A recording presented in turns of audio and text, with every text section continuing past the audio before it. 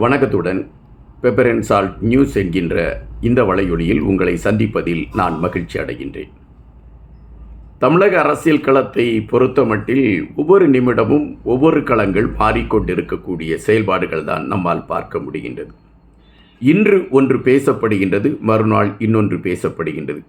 அரசியலை நாம் தொலைநோக்கு சிந்தனையோடு பார்க்கின்ற பொழுது இவர்கள் சொல்லக்கூடிய கருத்துக்களை ஏற்றுக்கொண்டு அதை மக்களிடம் கொண்டு செல்லலாம் என்கின்ற களத்திற்குள் நம்மளுடைய நடைபயணத்தை நாம் தெளிவாக்குகின்ற பட்சத்தில் அவர்கள் மறுநாளில் மாறி வேறொரு கருத்தை சொல்வார்கள். எல்லா அரசியல்வாதிகளும் இதை தங்களுக்கு ஒரு சாதகமாக பயன்படுத்தி கொண்டிருக்கின்றார்கள். அவர்களை பொறுத்த மட்டில் மக்களிடம் மறதி என்கின்ற ஒன்று இருக்கக்கூடிய வரையில் நாம் நம்மளுடைய செயல்பாடுகளை தெளிவாக செய்து கொண்டு பயணிக்கலாம் என்பதுதான் அவர்களுடைய எண்ணமாக இருக்கின்றது. எப்பொழுதுமே நீங்கள் பார்த்திருப்பீர்கள் என்றால் பெரும்பாலான அரசியல் கட்சிகள் தேர்தல் நெருங்குவதற்கும் ஒரு வருடத்திற்கு முன்பு பரபரப்பாக இயங்க ஆரம்பிப்பார்கள். மக்கள் சார்ந்த போராட்டங்களை அறிவிப்பார்கள். மக்களுக்காக இருப்பது போன்ற விடயங்களை காட்டிக்கொள்வார்கள். அவர்கள் சார்ந்த அறிக்கைகள் ஒவ்வொரு பத்திரிகையிலும் தினமும் வந்து கொண்டிருக்கும். தொடர்ச்சியாக அவர்கள் ஏதோ ஒன்றை செய்து கொண்டே இருந்து கொண்டிருப்பார்கள். அவர்களுடைய பெயர் அடிக்கடி பத்திரிகையில் அடிபட்டு கொண்டே இருக்கும். இது எல்லா கட்சிகளும் எடுத்திருக்கக்கூடிய சூத்திரம். ஆனால் அந்த தேர்தல் வருவதற்கு முன்பாக நடைபெற்று கொண்டிருக்கக்கூடிய ஆட்சிகளை விமர்சித்தோ ஆட்சிக்கு எதிராகவோ போராட்டம் நடத்துவார்களா என்றால் அது இப்பொழுதெல்லாம் பெரும் கேள்விக்குறிகளாக மாறிவிட்டது. இங்கு தமிழக அரசியல் களத்தை பொறுத்தமட்டில் 3 கோணங்கள் இருக்கின்றன.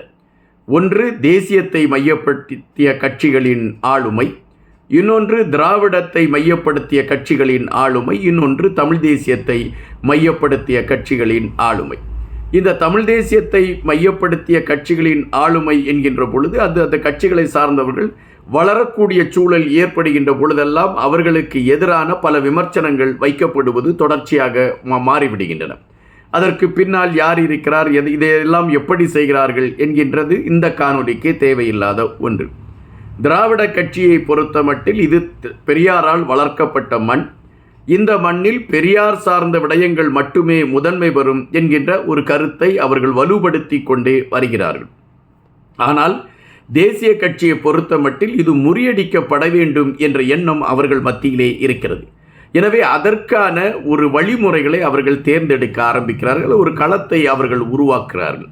அந்த களத்திற்கு அவர்கள் இப்பொழுது பல கட்சிகளோடு பேச்சுவார்த்தை நடத்தி கொண்டு இருக்கக்கூடிய விடயமும் நாம் சார்ந்த களங்களோடு இந்த மண்ணில் திராவிடத்தை வெல்லக்கூடிய ஒரு களத்தை உருவாக்க வேண்டும் என்கின்ற முயற்சிகளையும் அவர்கள் எடுத்துக்கொண்டு இருக்கிறார்கள். இது அரசியல் சார்ந்த ஒரு நகர்வுகள் என்பதை நாம் பார்க்க முடிகின்றது.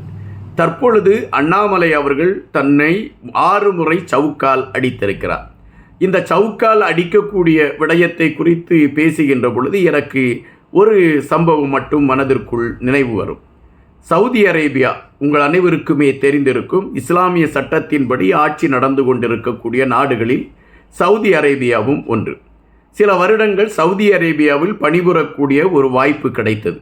அப்படி பணிபுரிகின்ற அந்த சூழலில் வெள்ளிக்கிழமையானால் ஒரு சிலரை அழைத்து வந்து ஒரு மிகப்பெரிய மசூதியின் முன்பாக நிறுத்தி அவர்களுக்கு இந்த சவுக்கடி தண்டனை கொடுப்பார்கள்.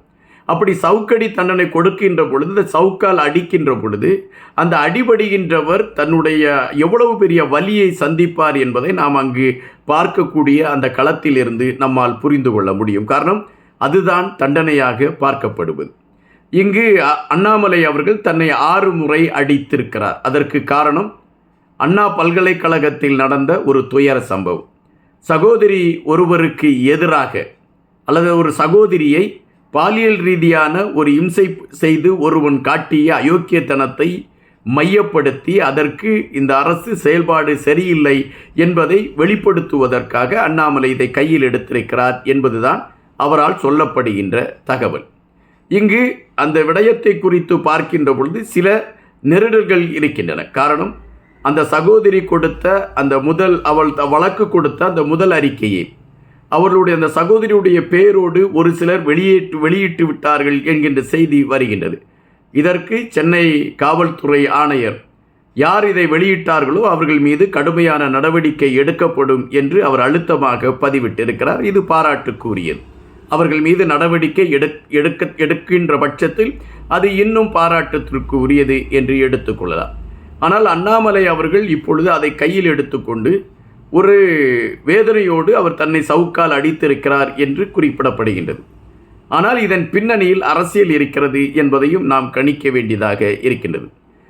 தமிழகத்தில் திராவிட முன்னேற்றக் கழகத்தின் ஆட்சியை அப்புறப்படுத்துவது வரை நான் காலில் செருப்பணிய போவதில்லை. அதுபோல இப்பொழுது மக்களிடம் ஒரு கவன ஈர்ப்பை உருவாக்குவதற்காக என் மீது நான் இந்த சாட்டையால் அடித்திருக்கிறேன் என்று அவர் குறிப்பிடுகின்றார். இந்த சாட்டையால் தன் மீது அடித்த பொழுது அண்ணாமலை அவர்கள் வேதனையை அனுபவித்தாரா என்றால் அது எனக்கு தெரியவில்லை. காரணம், அந்த சவுதி அரேபியாவில் பார்த்த பொழுது எனக்கு தெரியும் அது அவர்கள் அனுபவித்த வேதனை. ஒருவேளை அண்ணாமலை அவர்களுக்கு கூட அந்த வேதனை ஏற்பட்டிருக்கலாம். ஒரு மக்கள் சார்ந்த விடயத்தில் அரசு மெத்தனமாக இருக்கிறது என்பதை மையப்படுத்தி ஒரு தலைவன் தன்னைத்தானே காயப்படுத்திக் கொள்கிறான் என்கின்ற விடயம் தமிழக அரசியல் களத்தில் ஒரு புதுமையான ஒன்றாகத்தான் பார்க்கப்படுகின்றது. அண்ணாமலையுடைய இந்த செயல்பாடு புதுமையாக பார்க்கப்படுகின்றது. அவர் அந்த சவுக்கை அடிக்கின்ற பொழுது வெற்றிவேல் வீரவேல் என்று சுற்றி நின்றவர்கள் கோஷம் போட்ட அந்த நிகழ்வுகளை எல்லாம் வைத்து பார்க்கின்ற பொழுது அவர்கள் ஒரு மதம் சார்ந்த அரசியலை நிலைநிறுத்துவதற்கான முயற்சிகளில் மிக தீவிரமாக பயணித்து கொண்டிருக்கிறார்கள் என்பது மறுப்பதற்கு இல்லாத ஒரு உண்மையாக இருக்கின்றது. இந்த சூழலில் நாம் இங்கு சில விடயங்களை குறித்து பார்க்க வேண்டியது இருக்கின்றது. தற்பொழுது உள்ள சூழலில் தமிழக அரசியல் களத்தில் யாருடைய கை ஓங்குவதற்கான ஒரு களம் இருக்கிறது என்கின்ற கேள்விக்குள் நாம் போகின்ற பொழுது இன்று பலர் அரசியல் களத்தில் தங்களை பரபரப்பாக உருவாக்கி கொண்டிருக்கின்றார்கள். ஒருபுறம் விஜய் அவர்கள் சார்ந்த அரசியல் களத்தை பரபரப்பாக்கி கொண்டிருக்கின்றார். சீமான் அவர்கள் சார்ந்த ஒரு அரசியல் களத்தை பரபரப்பாக்கி கொண்டிருக்கின்றார். திராவிட முன்னேற்றக் கழகத்தை பொறுத்தமட்டில் அவர்கள் சார்ந்த அரசியல் களத்தை பரபரப்பாக்கி கொண்டிருக்கின்றார்கள். எடப்பாடி அவர்களை பொறுத்தமட்டில் அவர்கள் சார்ந்த அரசியல் களத்தை பரபரப்பாக்கி கொண்டிருக்கின்றார்கள். அப்படித்தான் தேசிய கட்சியும் தான் சார்ந்த ஒரு அரசியல் களத்தை பரபரப்பாக்கி கொண்டு இருக்கின்றன. ஆனால் டெல்லியில் ஆண்டு கொண்டிருக்கக்கூடிய தேசிய கட்சி என்கின்றதின் அடிப்படையை வைத்து பார்க்கின்ற பொழுது அவர்கள் நினைத்தால் எந்த கட்சியோடும் கூட்டணி வைப்பதற்கான ஒரு களம் அமையலாம். இந்த தேர்தலுக்கு எவ்வளவு வேண்டுமென்றாலும் செலவு செய்வதற்கான ஒரு களம் இருக்கிறது. ஆனால் அவர்கள் எடுத்து வைக்கக்கூடிய கருத்து தான் சற்று புதுமையாக இருக்கின்றது. தமிழகத்தில் இதுவரை மாநில கட்சிகள் ஆட்சிகளை நடத்தி ஒரு பெரிய மாற்றத்தை உருவாக்குகிறோம் என்கின்ற அடிப்படையில் அவர்கள் இதுவரை பெரிதாக எந்த மாற்றத்தையும் உருவாக்கவில்லை. எனவே தேசிய கட்சியை மையப்படுத்திய ஒரு அரசியல் களம் தமிழகத்தில் எழுதப்பட்டால் அது மாற்றத்தை உருவாக்கும் என்கின்ற கருத்துக்களை முன்வைத்து அவர்கள் எடுத்திருக்கக்கூடிய இந்த நகர்வு ஒரு பரபரப்பாக பார்க்கக்கூடிய ஒன்றாகத்தான் இருக்கின்றது.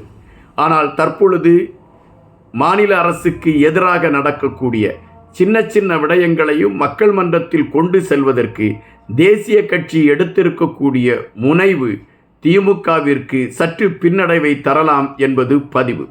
அண்ணாமலை அவர்கள் எடுத்திருக்கக்கூடிய வேகம் ஒரு மாற்றத்தை உருவாக்குவதற்கான ஒரு களமாக இருக்குமா என்பது ஒருபுறம் கேள்விகளாக இருந்தால் கூட தமிழகத்தில் ஒரு குறிப்பிட்ட வாக்கு சதவீதத்தை அதிகரிப்பதற்கான ஒரு களமாக இது இருக்கும் என்பதை நாம் இங்கு உணர வேண்டியதாக இருக்கின்றது.